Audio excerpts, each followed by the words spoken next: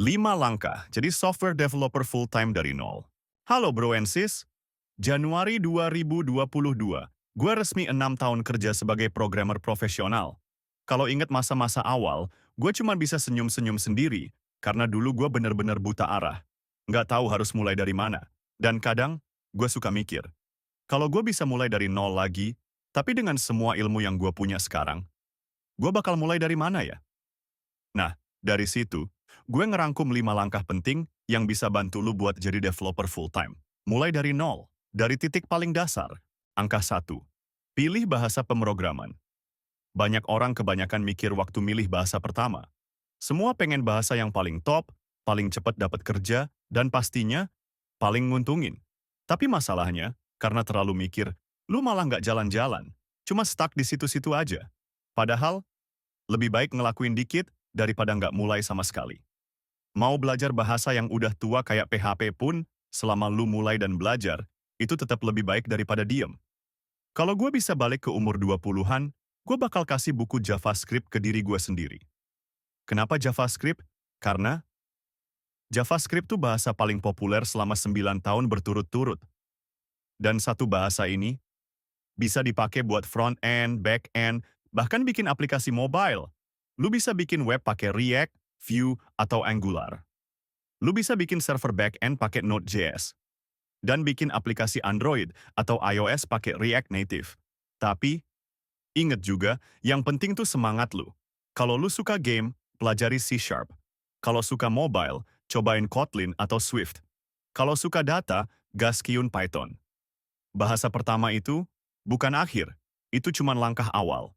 Langkah 2. Mulai dulu. Awal-awal emang yang paling berat.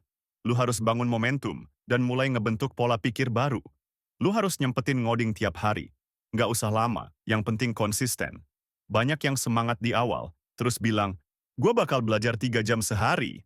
Tapi pas waktunya datang, malah ketiduran atau nonton Netflix. Solusinya? Mulai kecil.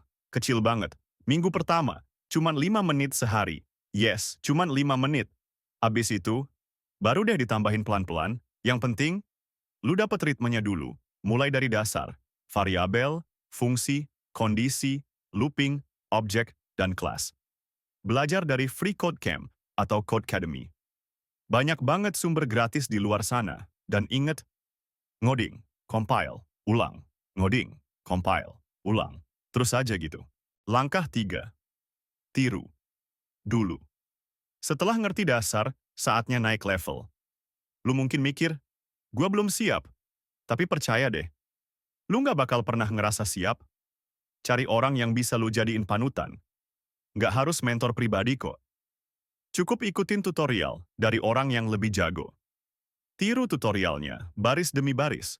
Kalau nggak ngerti, googling. Tanya ChatGPT, Gemini, atau lainnya. Nggak ada deadline di sini, nikmatin aja prosesnya. Rekomendasi dari gue, 1. Programmer. Zaman Now Channel ini cocok banget buat lo yang pengen update sama teknologi pemrograman terbaru. Bahasannya praktis, to the point, dan sering kasih tips buat jadi programmer yang produktif. 2. Web Programming Unpas. Dipegang sama Kang Sandika Gali. Channel ini ngajarin web development dari nol sampai mahir. Lengkap banget dan dibawain dengan gaya ngajar yang enak dan gak ngebosenin. Kelas terbuka. Buat lo yang suka ngulik teori komputer atau pengen ngerti konsep di balik coding, channel ini punya banyak konten keren soal algoritma, matematika, sampai pemrograman tingkat lanjut. 3. Eriko Darmawan Handoyo. Kalau lo lagi belajar Java atau OOP, channel ini pas banget.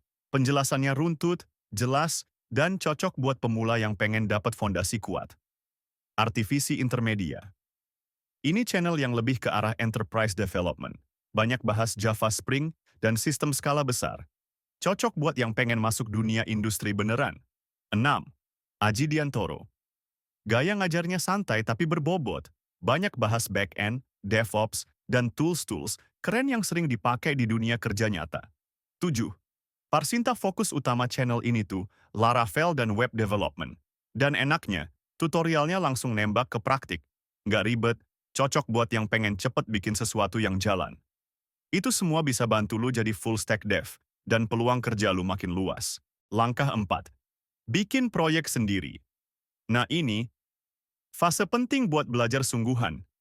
Lu harus mulai bikin proyek dari nol, tanpa tutor, tanpa pegangan. Disinilah lu bener-bener berkembang.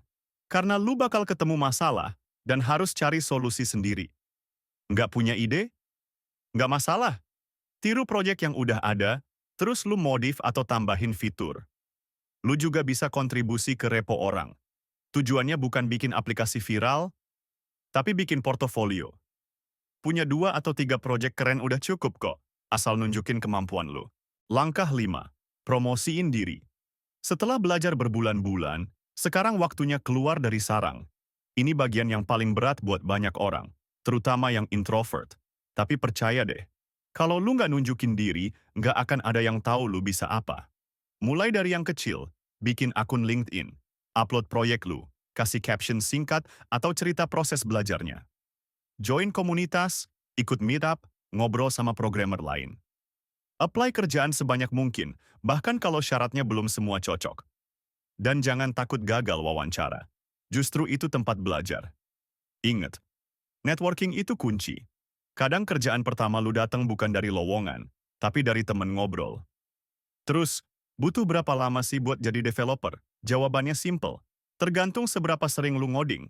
Kalau lu cuma ngoding 2 kali dalam 6 bulan, ya jangan berharap bisa jadi pro dalam setahun. Yang penting tuh jam terbang. Lu harus konsisten, latihan tiap hari.